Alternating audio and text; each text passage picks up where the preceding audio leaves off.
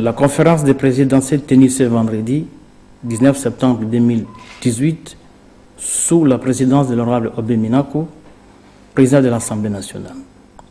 4 points ont été inscrits à l'ordre du jour, à savoir adoption de l'ordre du jour, communication du président, adoption de l'avant-projet de calendrier de la session ordinaire de septembre 2018. Et 4, enfin, point d'information du bureau de la CENI sur le processus électoral.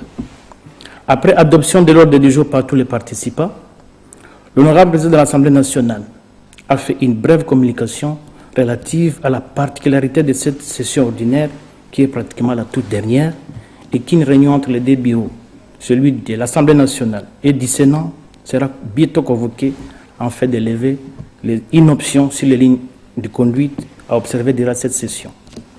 4 points sur l'avant-projet de calendrier. Après débat et amendement, l'avant-projet de calendrier a été adopté à l'unanimité. Donc, voici la quintessence. Il s'agit de 6 projets et propositions de loi à soumettre à la commission mixte paritaire Assemblée nationale, Sénat.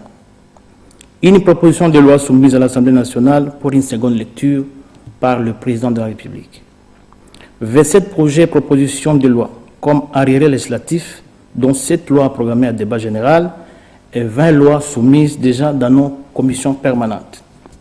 6 nouvelles matières entendues du gouvernement, dont entre autres les projets de loi des finances d'exercice 2019 et les projets de loi portant reddition des comptes pour l'exercice 2017.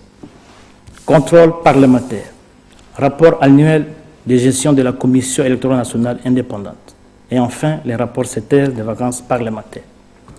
Quant au dernier point à l'ordre du jour, sur ordre du président de l'Assemblée nationale, le bureau de la CENI conduit par son président a été invité à participer à cette conférence des présidents en fait d'éclairer les participants sur le processus électoral.